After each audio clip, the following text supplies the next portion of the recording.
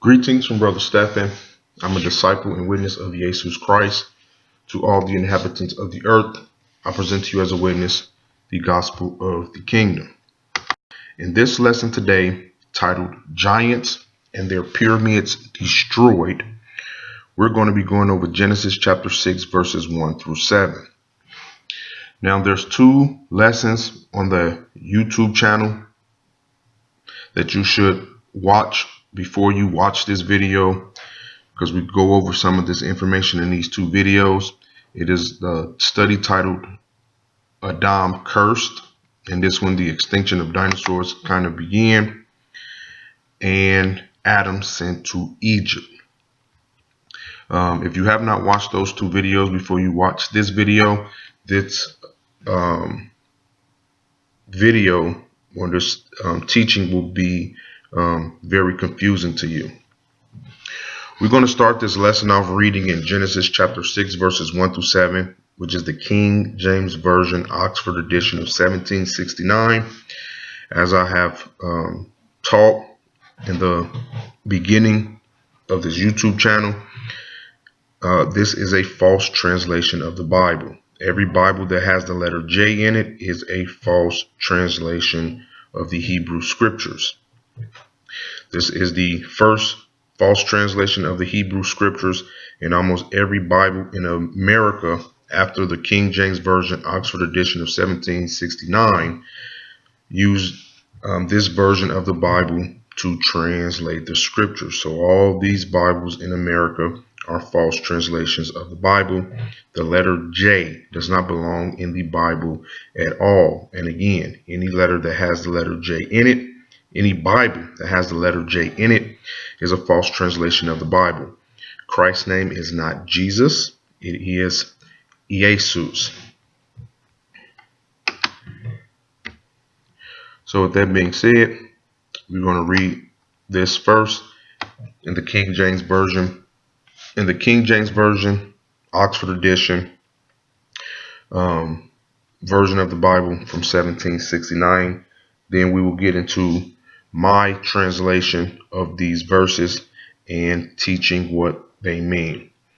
Verse 1 says, "And it came to pass, when men began to multiply on the face of the earth, and daughters were born unto them, that the sons of God saw the daughters of men, that they were fair, and they took them wives, all of which they chose. And the Lord said, My spirit shall not always strive with man, for that he also is flesh, yet his days shall be 120 years. There were giants in the earth in those days, and also after that, when the sons of God came in unto the daughters of men, and they bare children to them. The same became mighty men, which were of old, men of renown. And God saw that the wickedness of man was great in the earth, and that every imagination of the thoughts of his heart was only evil continually. And he repented the Lord that he made man on the earth, and it grieved him in his heart. And the Lord said, I will destroy man whom I have created from the face of the earth, both man and beast, and the creeping thing, and the fowls of the air. And it repenteth me, for it repenteth me that I have made them." So now we're going back over Genesis chapter 6, verses 1 through 7. And again, I call this the Lord Stephen version because that is my legal name, Lord Stephen. And this is a updated translation for me. So this is a 2019 version.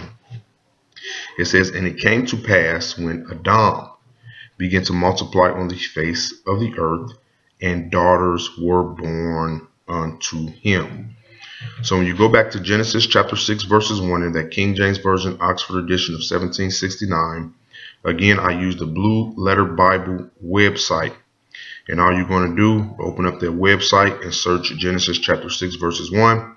And you're going to be looking for that Hebrew reference number for men. So you have to open up the Strong Concordance when you go on their website. As you can see, the word men in Genesis chapter 6, verses 1 come from the Hebrew reference number 120. Now, when you're on that website and click on the Hebrew reference number 120, the Strong's Concordance is going to open up, and you can see the Hebrew word that men was translated from. So this is that Hebrew word. And as you can see, this Hebrew word is Adam, not men.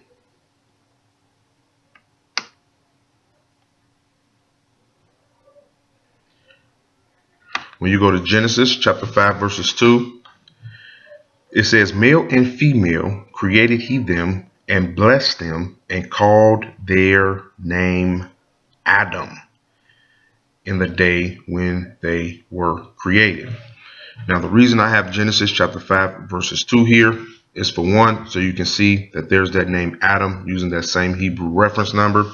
And it is important that you understand the meaning of Adam, that Adam is not just referring to the first man, but it is referring to the first man, the first woman, and their children. It says, male and female created he them and blessed them and called their name Adam. This is the name for the man, the name for the woman, and their children. We use the word human.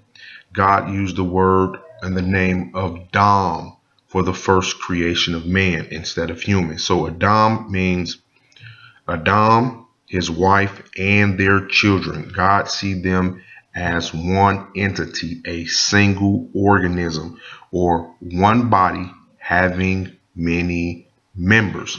So in this referring to Adam's, and I'm going to scroll back up really quick here.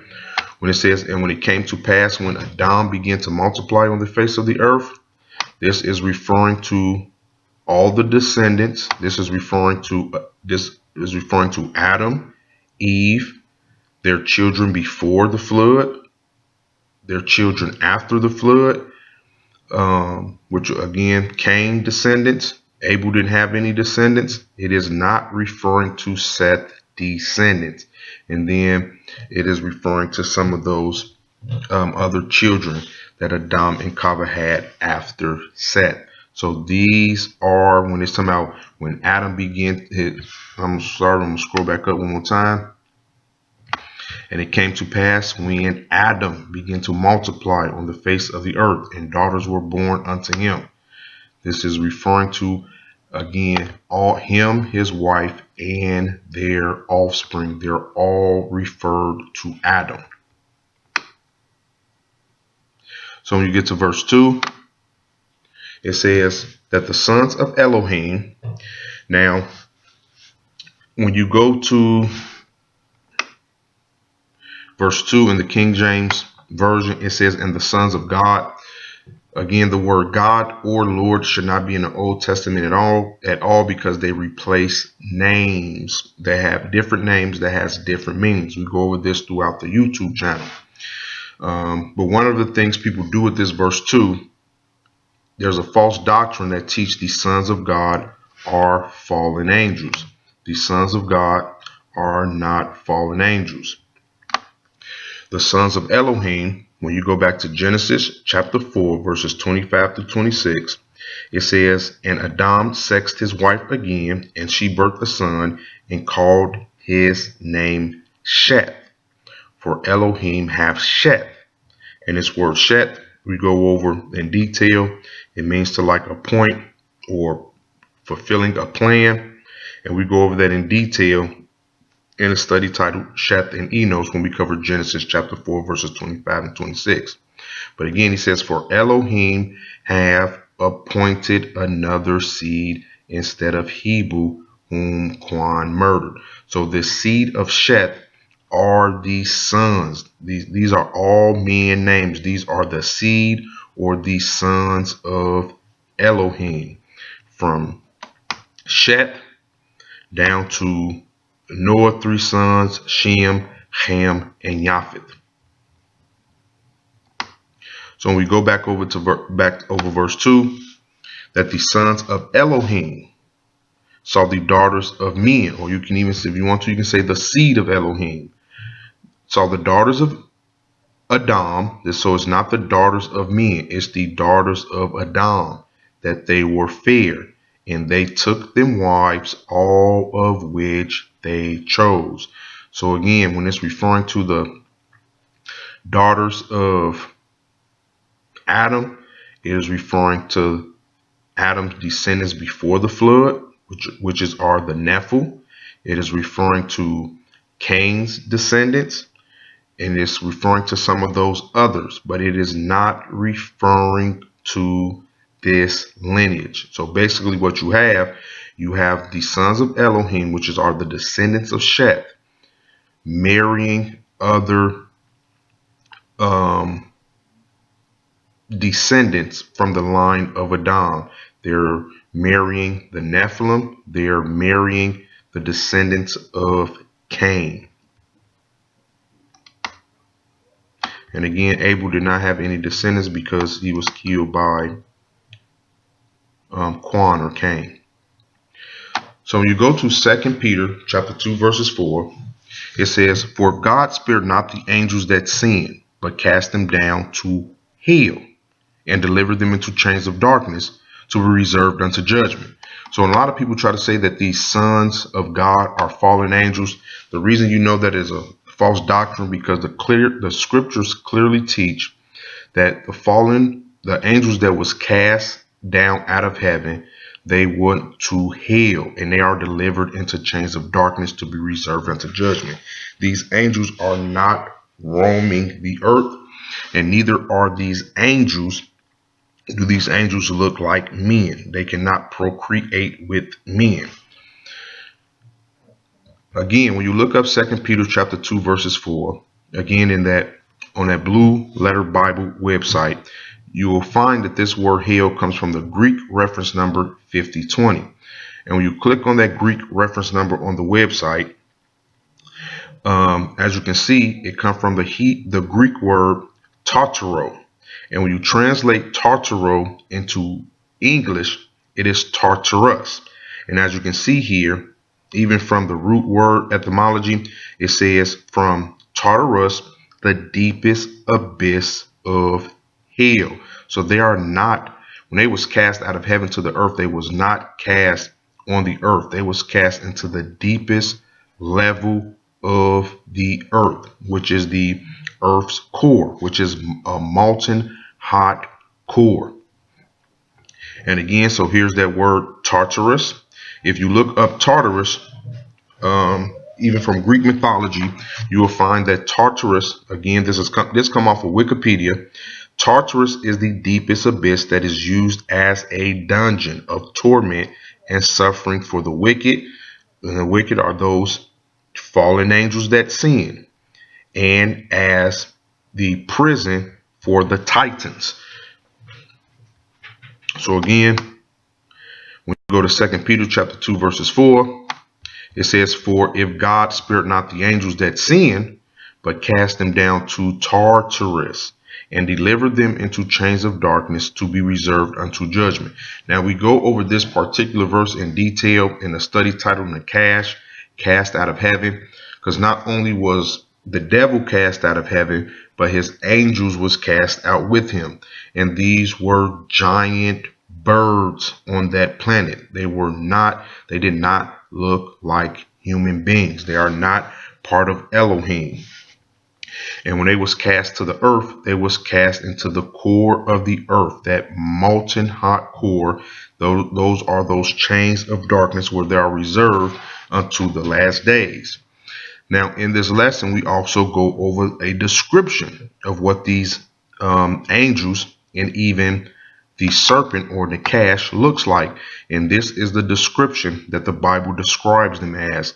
These are not something that can procreate or breed with human beings. That is a complete and utterly false doctrine. And even when the serpent himself, Satan, the devil, was cast out of heaven, he was transformed immediately to maggots. So maggots cannot breed with people. Fallen angels, these angels cannot breed with human beings. So now we get to verse 3. It says, "And Yehovah said, my spirit shall not always strive with man," or Adam, "for that his flesh is weak." Now you go back over again Genesis chapter 6 verses 3 in that King James Version Oxford edition of 1769. Again, you just go to the Blue Letter Bible website. You do a verse search for Genesis chapter 6, verses 3. And after the verse comes up, you're going to tap on Strong's to open up these Hebrew reference numbers. Now, as you can see, when you get to the word flesh, they have 2 Hebrew reference numbers after flesh. That means a word is missing. And if you click on this H7683, this is that Strong's number. And all of this come from the Blue Letter Bible. This is that H7683. This is the Hebrew word that's supposed to be there after flesh. And as you can see, it occurs 5 times in 5 other different verses. But when you look at these verses, they translate this word differently almost every time. They translate it as erred, ignorantly, deceived, astray. But I translate it as weak. And all these things describe weak. When you go astray, you're weak. When you deceive, you're weak. When you do something out of the ignorantly is because of a weakness. When you err is because of a weakness, something you do not know. So basically, to justify me translating that word as weak for that particular verse, if you go to Matthew chapter 26, verse 41, it says, "Watch and pray that ye enter not into temptation. The spirit indeed is willing, but the flesh is weak." So when it say man, so when you go back to verse 3, when it says, "And Yehovah said, my spirit shall not always strive with man, for his flesh is weak. His flesh does not endure temptation." And when you look up the definition of weak, I use the Google dictionary. It says liable to break, to give way under pressure, or easily damaged. And this describes the flesh of man. It's liable to break. It cannot endure temptation. It give in under pressure. And our bodies are easily damaged. So back to verse 3. "And Yehovah said, my spirit shall not always strive with man, for his flesh is weak. Yet his days shall be 120 years.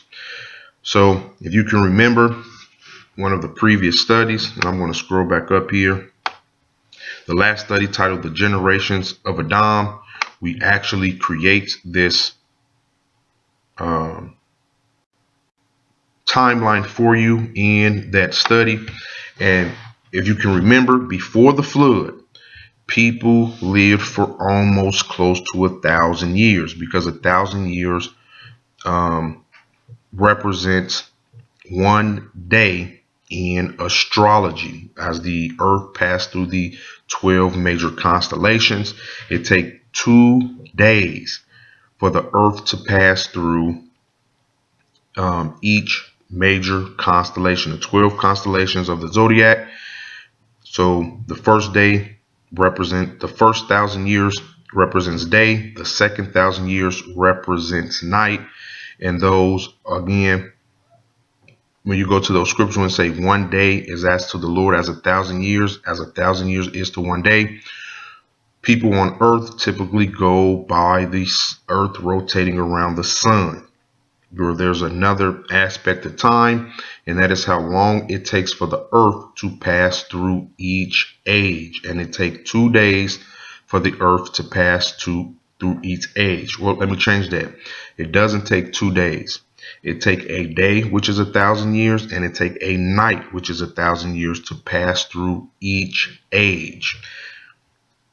And each age is about 2,000 years, and each age is equal to 24 hours. So, and again, before the flood, people was living for about 1,000 years. And that's because when Adam originally sinned, God told him, in that day, thou shalt surely die. Adam lived for about 16,000 years. And after he sinned, it took him 1,000 years, which is a day, which God goes by for him to die. So people before the flood was taking 1,000 years to die, which is one day when you're dealing with astrology and the galaxy. Now, after the flood, and this line here represents after the flood, if you can see that, as you can see, people's life began to get shorter and shorter. And the reason this is because God said he will number man days to 120 years. So as you can see, Adam, after he sinned, he lives for 930 years. But by the time you get to Abraham after the flood, he only lives for 175 years. Now you go to Genesis chapter 25, verse 7. It confirms Abraham's age. It said, and these are the days of the years of Abraham's life, which he lived, 163 and 15 years. 60 is 20, 40, 60 plus 15 is 75. So he lived to be 175 years. Now, the scripture says he will number man days for a hunt to 120 years. By the time you get to Deuteronomy 34:7, it says, and Moshe, which is Moses, was 120 years old when he dies, fulfilling the word of God, saying he will number man days to 120 years. Since Moses, and you can Google the oldest people ever to live, as you can see, nobody typically lives past that 120 years. Some people get real close, 119, 115, but by the time most people hit 120 years old, they die. Now, another thing can help you visualize is man's average size compared to giants. Because Adam lived so long, he would have been much larger and bigger than the average human being. Again, Adam was probably easily 40 feet tall. And then by the time you get to Shem, as you can see, giants are becoming smaller and smaller. And then by the time you get to Abraham, you almost have the average height of a man. But Abraham was probably still a lot bigger than what the average height is for a man today, which is about 6 feet. So these were giants. By the time you get to Shem, giants are becoming a lot smaller. And then by the time you get to Abraham, you are really close to the average height of a man. Now we have verse 4. It says there was Nephilim in the earth in those days. Now, when you go to Genesis chapter 6, verses 4, it used the word giants. And as you can see, these word giants is translated from the Hebrew reference number 5303. When you click on that Hebrew reference number and open up your Strong's Concordance, you will see that this word giants is translated from the Hebrew word Nephil. Now, a lot of people pronounce this word Nephilim. And the reason they add that I-M at the end of Nephil is so you can associate them with giants. Any word in the Bible that ends with I-M, it is because they are associated with being a giant. But as you can see, the Nephil does not have that I-M on it. But the reason the Nephil are associated with being giants is because the Nephil was giants. Adam was a Nephil. Eve was a Nephil. Their first offspring before the flood, they're all Nephil. They was a lot bigger than the average, what we call the average human being today. So these are the Nephil. They were giants.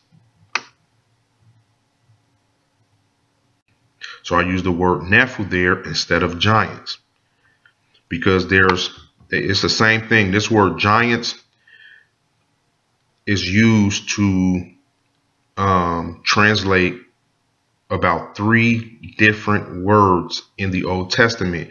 And unless you looked up each of those words, you would think these are all talking about the same kind of giants, and they are not. There are different type of giants in the Old Testament, and you will know it because the word giant, when you look them up in the Hebrew or open up a concordance, they are translated from a different Hebrew reference number. Now, the word Nephil, etymology or root word does come from the Hebrew reference number 5307, which is Nephal.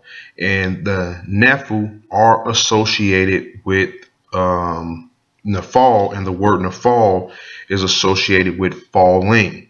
And the reason they get the name Nephilim is because they failed, they stumbled, they like tripped up. In other words, they erred, and so that is why they refer to as the Nephilim. So again, that's the Nephilim. Its root word comes from Nephal, and Nephal in the Hebrew means fall. So they get the name Nephil because they failed, they disobeyed God, they ate from the tree which Elohim commanded them not to eat from. So they stumbled over a stumbling block. They was tricked. They tripped. So now when you get back to verse 4, it says there were Nephil in the earth in those days before the flood and also after that. So not only was these Nephils before the flood, but they was after the flood. Now, when you go to Genesis chapter 6, verse 13, it appears that Genesis chapter 6, verse 13 contradicts verse 4, because it says, and Elohim said unto Noah, the end of all flesh is come before me, for the earth is filled with violence through them. And when it's talking about through them, it is talking about these descendants of Adam. Basically, after Adam fell and was kicked out of the Garden of Eden, fell from the Garden of Eden, again, Adam lived for 930 years. Or that's how long it took him to die after he sinned. After Adam died, by the time you get to the flood, his descendants got so wicked, so violent, so unjust, so cruel. And when you want to go how violent, how unjust, pretty much a lot of things that they're doing in this world today, the violence, the injustice, they were doing all the same wicked things after Adam died. So after Adam died, again, until the time of the flood, this how wicked the world got, and it got wicked really fast. And one of the reasons it got wicked so fast is because Adam and his descendants before the flood, they were extremely smart. These people were geniuses. They was giants and they were geniuses. They was way smarter than the people that exist on the face of the earth today. And so the earth got extremely wicked. So again, and Elohim said unto Noah, the end of all flesh is come before me, for the earth is filled with, this word violence, you can say, is corruption, injustice, cruelty through them. And behold, I will destroy them with the earth. So God is going to destroy Adam and the earth because how wicked they are. Now, when I say destroy Adam, the first man, Adam or Adam, is already dead. It is referring to his offspring. Verse 4 says, back at verse 4, where it says there were Nephil in the earth in those days, before the flood and also after the flood. And now again, when you go to Genesis chapter 7, verses 6 to 7, and I'm sorry, this is the scripture that appears to contradict verse 4. It says, and Noah was 600 years old when the flood waters were upon the earth. And Noah went in, and his sons and his wife and his son wives with him into the ark because of the waters of the flood. So only Noah and his 3 sons and their wives were saved. And if Noah and his 3 sons and his wives was the only one saved, how does these Nephil, these giant descendants of Adam, survive the flood? Because it say that there were Nephil in the earth in those days. That means before the flood and also after the flood. So again, if Noah and his sons are the only ones and their wives being saved, how does the Nephil survive the flood? How does their bloodline survive the flood? And I'm going to tell you why. You got basically Noah, his wife. You have Shem, Ham, and Japheth and their wives. One of Noah's sons married a daughter of Adam. These are the sons of God. 1 or 2 or 3 married the daughters of Adam. The descendants of Sheth are not considered the sons of Adam. They're considered the sons of God.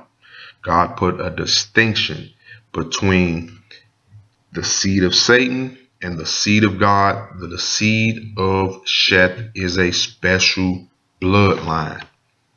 And as we go throughout this YouTube channel, as we can see, he will abduct a member from that seed, like he abducted Enoch, he abducted Elijah, and then he brought them back, rebirthed them, put them in the womb of a woman again, so they can be reborn. Stuff like this, it was only happening to the descendants of Sheth because they are God's chosen seed, and they are also the seed who Christ comes through, Jesus Christ, our Messiah. So the next thing we're just going to do here is trying to figure out which one of Shem, Ham, or Japheth married the daughters of Adam. But before we do that, we're going to jump to Numbers chapter 13, where it says, "And there we saw the giants." And again, this word giants come from that Hebrew reference number 5303. So this should say, "There we saw the Nephilim." So, and this is after the flood. So they were before the flood and they were after the flood. And it says, "The sons of Anak, which come of the Nephilim. And we were in our own sight as grasshoppers, and so we were in their sight." And again, these Nephils were giants. When we scroll back up, we kind of again use this as an analogy. This is the Nephil versus the average size human being. They were grasshoppers in their sight.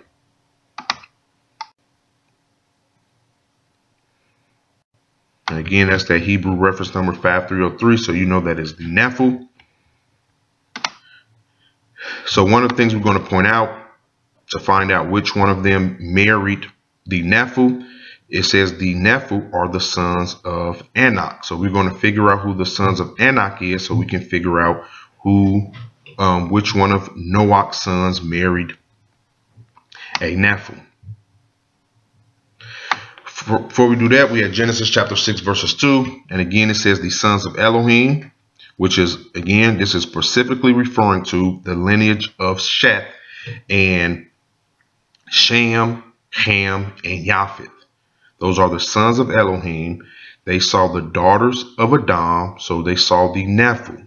They saw the descendants of Cain, that they were beautiful, and they took them wives, all of which they chose. So this is confirmed that one of Noah's sons married a Nephil, one of Adam's descendants before the flood.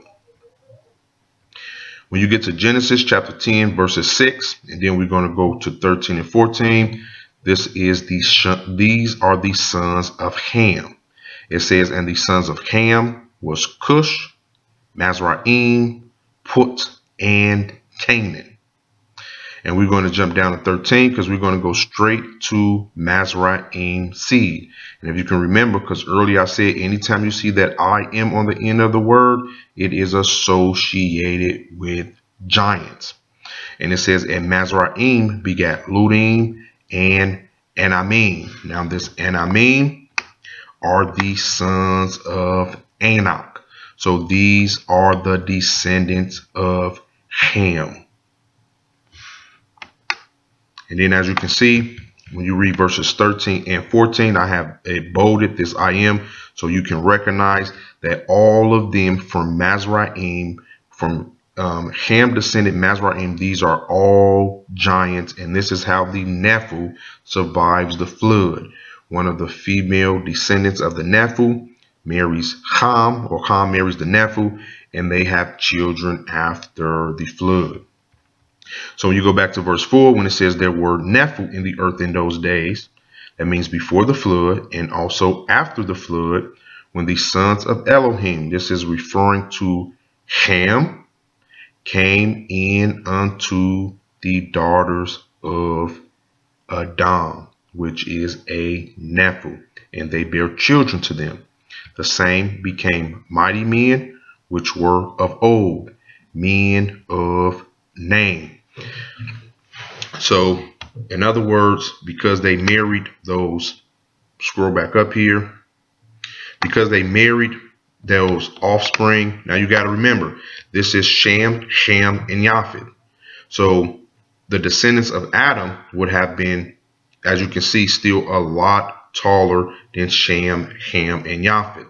But Ham married one of the descendants, one of these female giants from Adam. She probably wasn't that much bigger because females are not as big as males. But Ham married one of the giants directly from Adam. So let's see, scroll back down. Where did I leave off?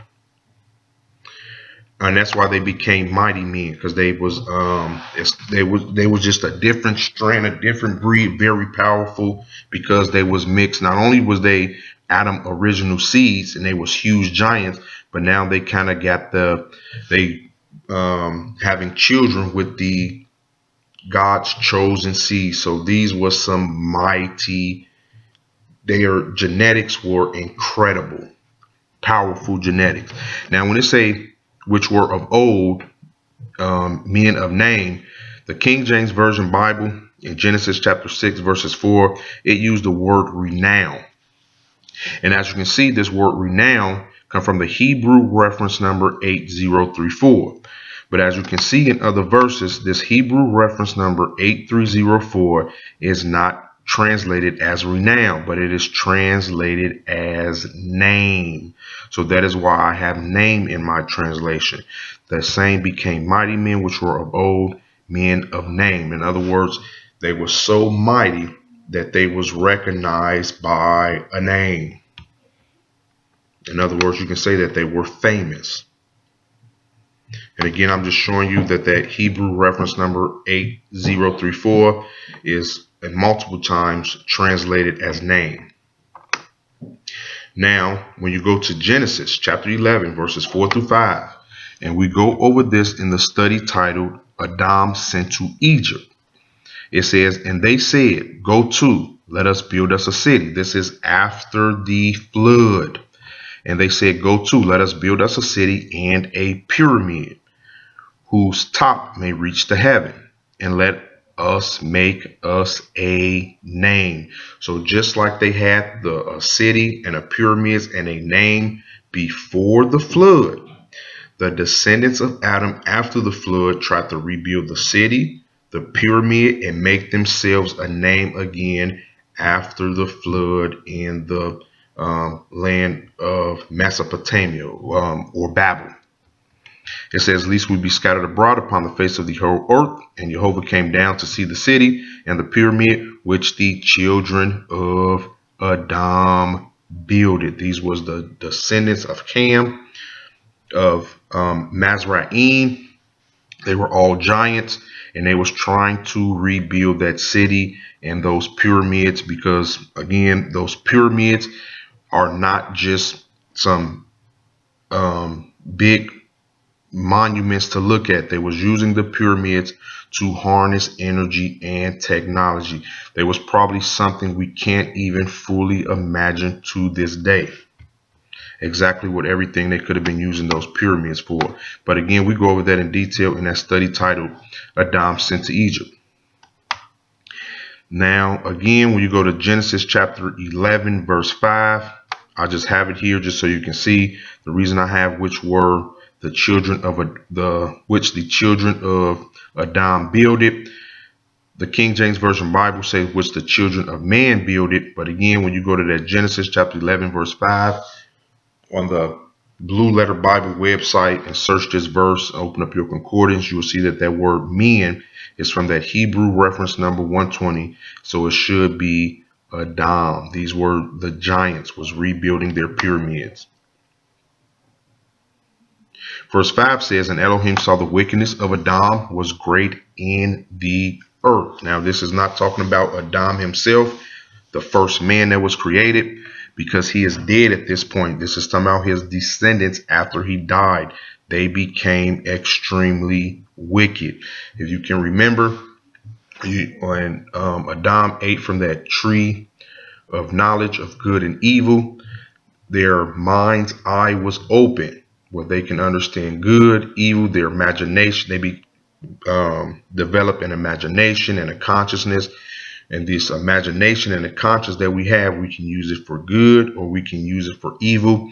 Adam used a lot of that even when his eyes was open for good, but his descendants after him became extremely wicked. And again, when you go to Genesis chapter 6, verses 5 on the Blue Letter Bible website, once again, you can see that word man come from that Hebrew reference number 120 and should be Adam instead of man. It's important you understand when you're reading this, you're dealing with giants and the direct descendants of Adam and not the seed of Seth. It says, and that every imagination of the thoughts of his heart was only evil continually. So again, their imagination and their thoughts were bad, evil all the time. They start creating evil things and doing bad stuff. So even the pyramids, whatever they originally was created for, apparently after Adam died, they start using that technology for evil.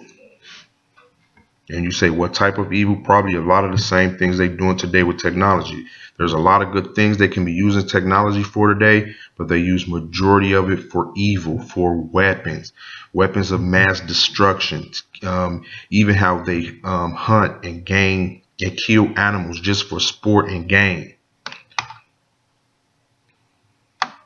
So again, when you go to Genesis chapter 3, verses 7, and we go over this again, as you can see here in several studies, from the tree of knowledge, which is the tree of technology, because it's a scientific knowledge, to when Adam, this study is called Adam's scientific knowledge. It means once he ate of that tree of scientific knowledge, he was able to comprehend scientific knowledge.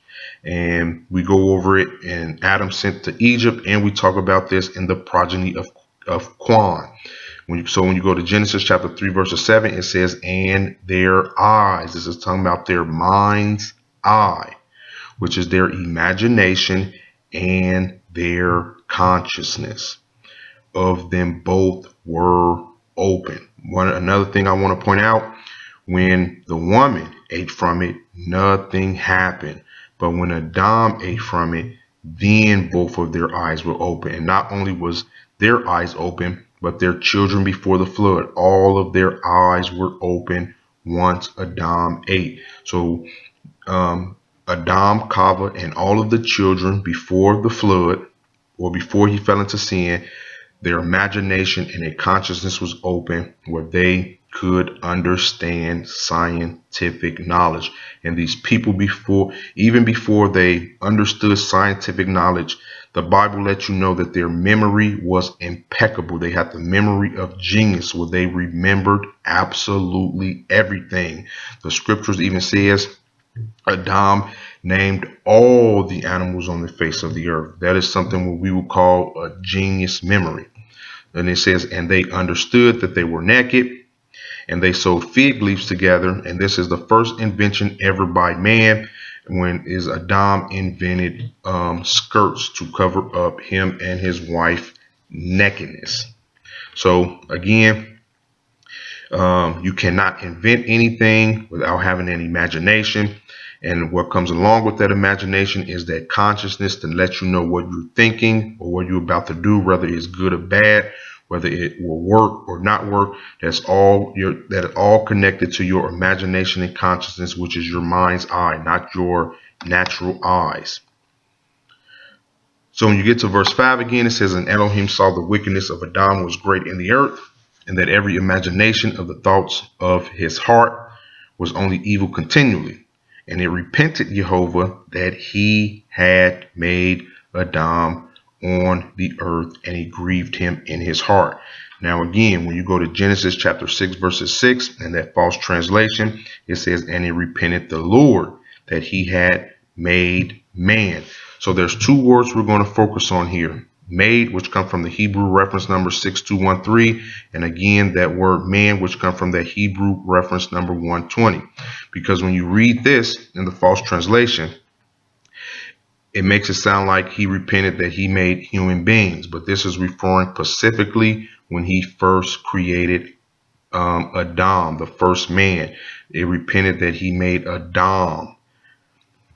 Now we already know that the Hebrew reference number 120 should say Adam or Adam. And now when you go to Genesis chapter 1, and I'm going to try to stay about right there, verse 26. In verse 6, when it says, and it repented Yehovah that he made Adam on the earth, and it grieved him in his heart. This is referring to Genesis chapter 126 when it says, and Elohim said, let us make. As you can see, this word make and made come from the same Hebrew reference number, Adam.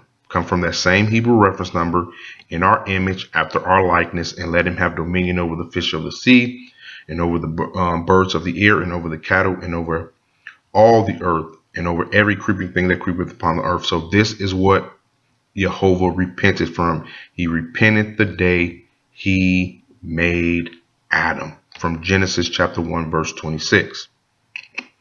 Now when you get to verse 7, it says, and Yehovah said, I will destroy Adam. Now the first man, Adam, has already died, but he's referring to his offspring, whom I have created from the face of the earth, both man and dinosaur and crawling thing and the birds of the air, for it repented me that I have made them. So this again, we're going right back to that 6th day. This is right before he made Adam. It says, and Elohim made the beast or dinosaurs of the earth after his kind, and cattle or livestock after their kind, and everything that crawl upon the earth after his kind. And Elohim saw that it was good. So basically what he created on that 6th day, which is everything was gigantic. We go over this in 3 studies in detail. On the 5th day, it does not say he made great whales. It say he made giant snakes, dinosaur-sized snake, dinosaur-sized birds.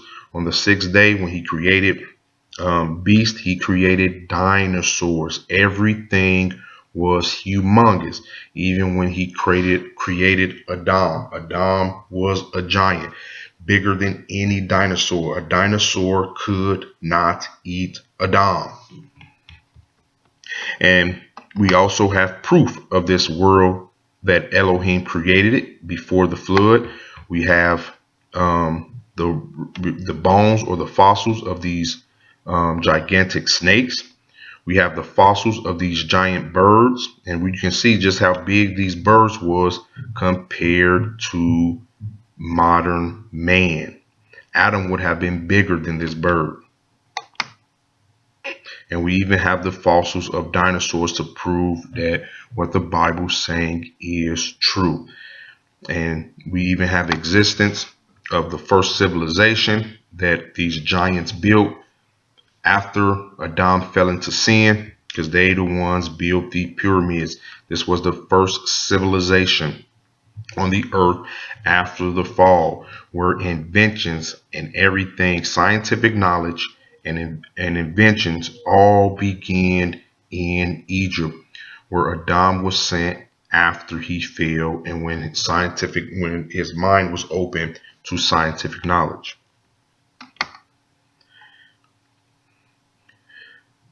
Now that pretty much ends that lesson, but there's a few things I want to point out before I end this lesson. I want to jump back to Genesis chapter 3 verses 15, because it says, and Yehovah Elohim said unto Nakash. Nakash is the serpent, the devil, that not red dragon, the great dragon, Raset, that's the word, Raset dragon. It says, because you have done this, you are cursed. He's cursing the devil. And I will put racism between your progeny and her progeny. It shall bruise your head and you shall bruise his heel. Now we go over this in the study titled Cain and Abel. Actually, this is the wrong study here. Forgive me about that. Oh, no, we go over this in the study Cain and Abel, and we also go over it in another lesson when we're covering Genesis chapter 3, verses 14 through 15. In the lesson Cain and Abel is when we decided to translate the word seed to progeny. So when people in this modern day and age read it, they can just look up the word prodigy in a dictionary and understand exactly what it's talking about. Now, again, in the King James Version Bible, it says your seed and her seed. I'll translate seed as progeny, because if you look up progeny in a dictionary, you will find that it means a descendant or the descendants. So verse 15, Elohim is telling the devil, I will put racism between your descendant and your descendants and her descendant and her descendants. And that is what that verse means. Now, when you get to, again, this is more of a quick review. You have to go back over these lessons. When you go to 1 John chapter 3, verses 9 through 12, it says, now as Cain, who was that wicked one, and killed his brother, and killed he him because his own works were evil and his brother's was righteous. So right after the fall, or when Adam disobeyed Elohim, he told Satan that he's going to put enmity between his progeny and her progeny. And then he cursed the woman and says she shall bring forth twins instead of a single child. And Adam and Kava, kids right after the fall, was Cain and Abel, or Quan and Hebel. And the 1 John chapter 3, verses 9 through 12 let you know that Cain was that progeny, that descendant of the devil. Now, what makes Cain the descendant of the devil is that he is evil. His imagination and his consciousness is corrupt. It is bad. He chooses to do evil instead of good. So what makes you a child of God versus a child of the devil? It's your brain, your imagination, how you think, what type of things you invent, what type of thoughts you have. Are they good or are they bad? So again, Cain was that wicked one. So we know Abel, his twin brother, was the descendant of God. But when you get to Genesis chapter 4, verses 25 through 26, it says, and Adam sexed his wife again, and she birthed a son and called his name Sheth. For Elohim hath Sheth another seed, or another progeny, descendant and descendants, instead of Hebel or Abel, whom Cain murdered. So Cain is that wicked one, and Sheth is that seed of God. So we have the seed of the devil, or the descendants of the devil, the progeny of the devil, and Sheth is that progeny of God.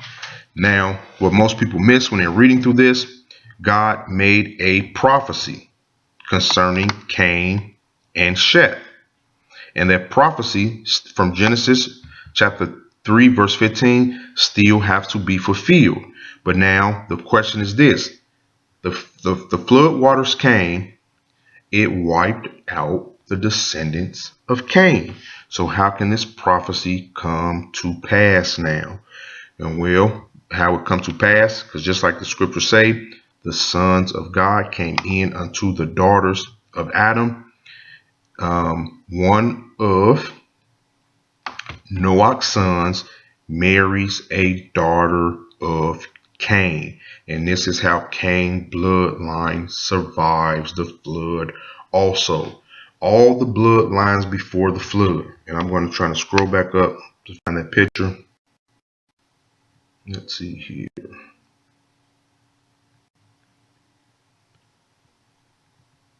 All of these bloodlines before the flood, they all survived the flood.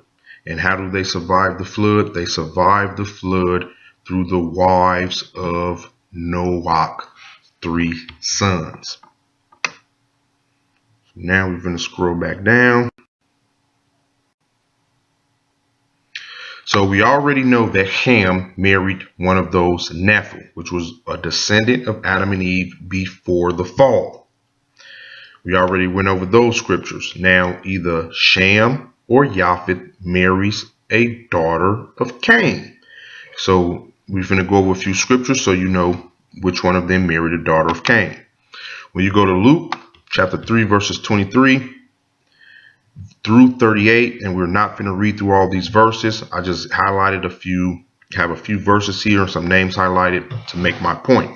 When it says, and Jesus himself, and Jesus is Christ, he's that Messiah, began, and Jesus means El crucified and resurrected.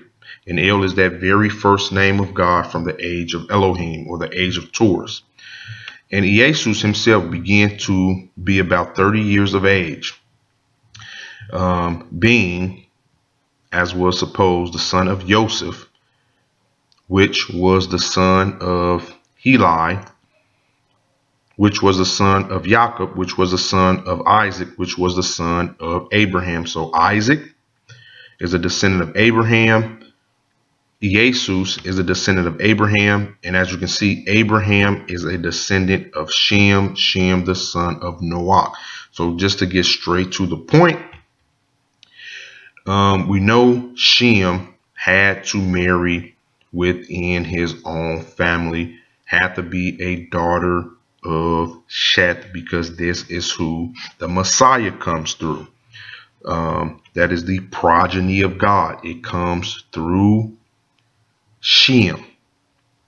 Now, that's why in the earlier lessons, when we was going through that genealogy of Adam and those scriptures that kept saying they begat other sons and daughters, they begat other sons and daughters, they begat other sons and daughters. This just means, once again, that Shem just married one of the descendants of Sheth that was a female. When you read throughout the Old Testament, the whole purpose of keeping up with their lineage is because the Messiah comes through their lineage, and he only comes through the pure lineage. The seed of Sheth, a couple times in the Bible, they break off and they married women that was either from Ham's seed or Japheth's seed. The Messiah does not come through a mixed seed. He's only gonna come through the pure descendants of Sheth. So Shem is a descendant of Sheth. Shem would have married a daughter of Sheth, one of the descendants of Sheth, because that's who the Messiah comes through.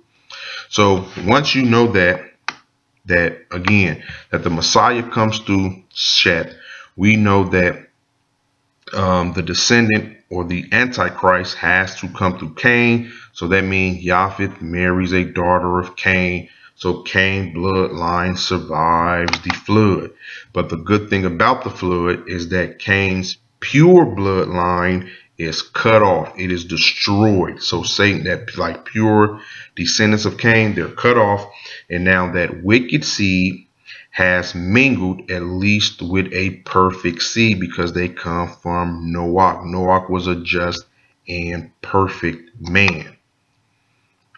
Now, just to figure out who the seed of Japheth is today, we're just going to go over a few scriptures.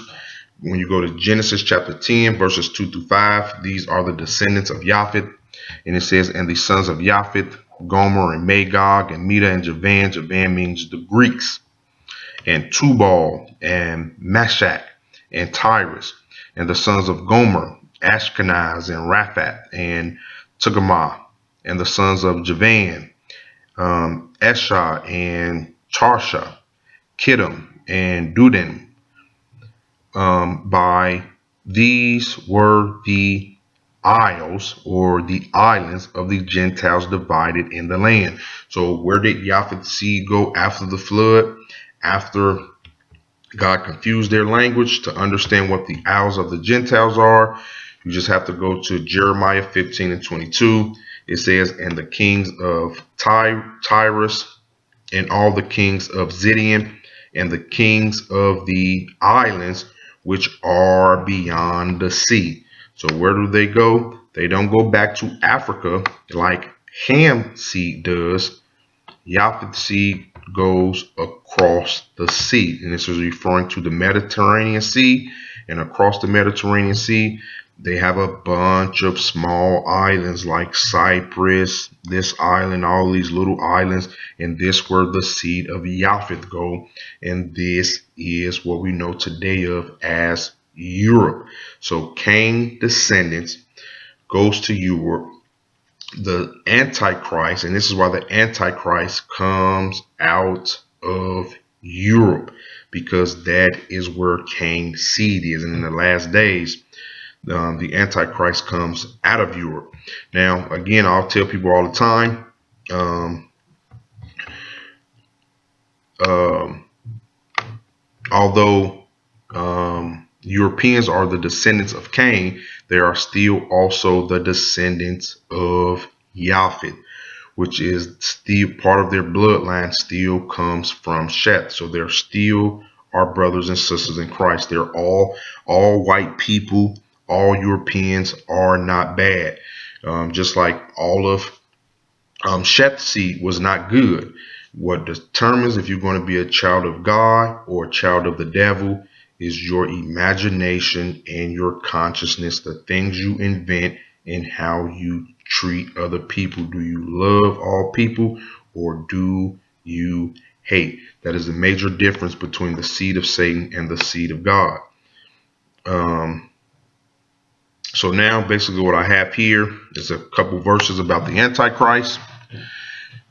1 John 2:18 says, little children, it is the last time. That means we're in the last ages. As ye have heard that Antichrist shall come. Even now are there many Antichrists, whereby we know that it is the last time. We're in that last age. That in the last age, before there's just absolutely no more time, no more story to tell, is the age of Aquarius. And we're at the end of the age of Pisces or Fishers right now. Christ is soon to return to usher in the age of Aquarius.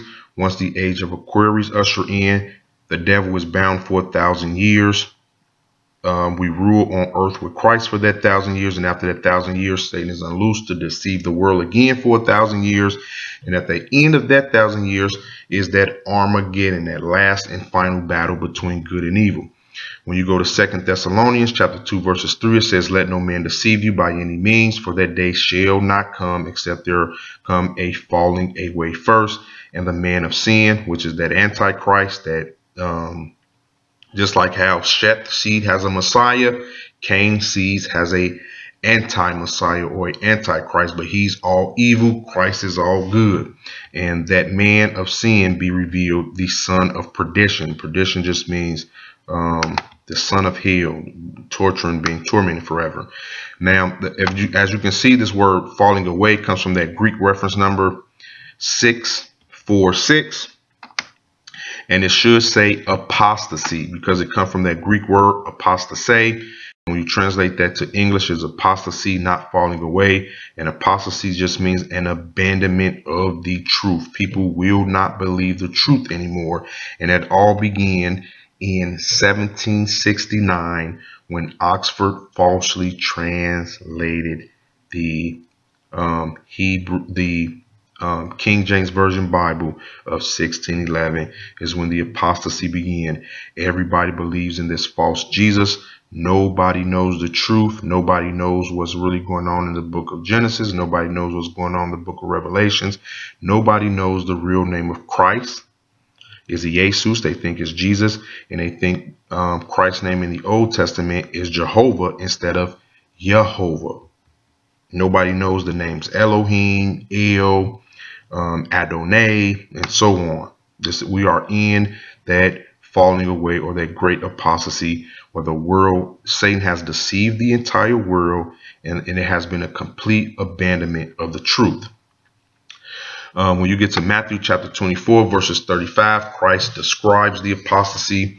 He says, and as he sat upon the Mount of Olives, the disciples came unto him privately, saying, tell us, when shall these things be, and what shall be the sign of your coming and the end of the world? And Jesus answered and said unto them, take heed that no man deceive you, for many shall come in my name, saying, I am Christ, and shall deceive many. And that is how we know we are in the age of or the era of apostasy, because we have too many false Christ. Too many actors playing the role of Christ and giving credit to imposter named Jesus instead of Jesus.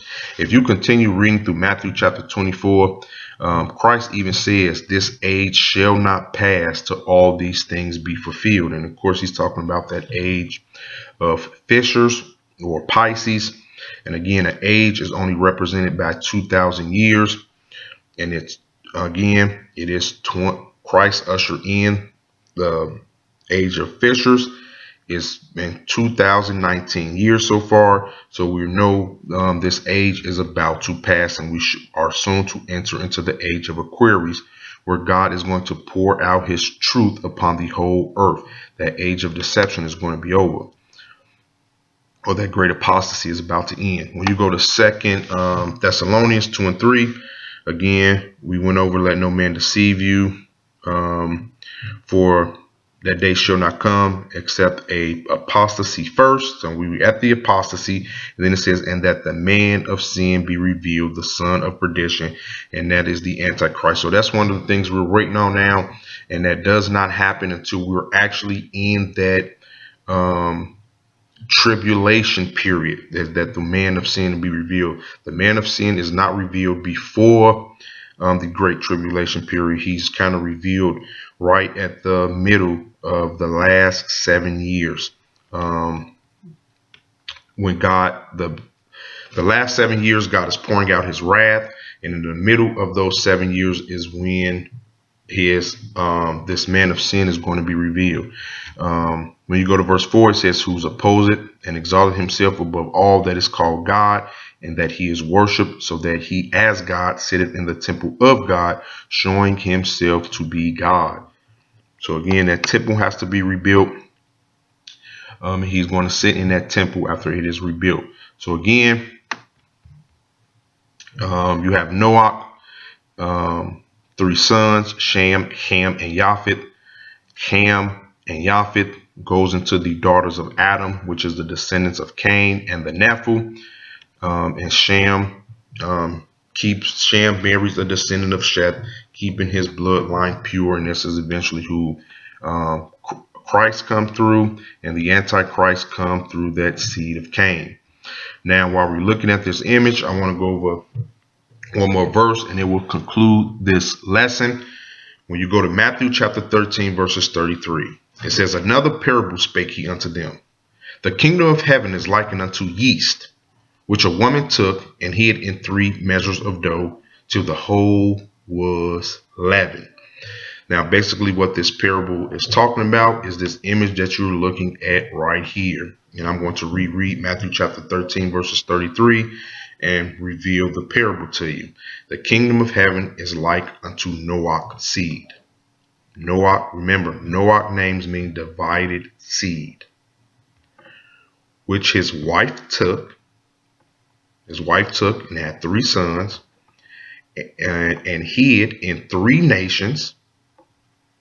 In other words, the children of God, the children of God versus the children of the devil. They're hid in all 3 nations because of Noah. And it says till the end of the world. So at the end of the world, we're going to figure out from the seed of Shem, the seed of Ham, and the seed of Japheth, which ones are the children of God and which ones are the children of the devil. The children of God are hid in all 3 seeds. And with that being said, this concludes this gospel.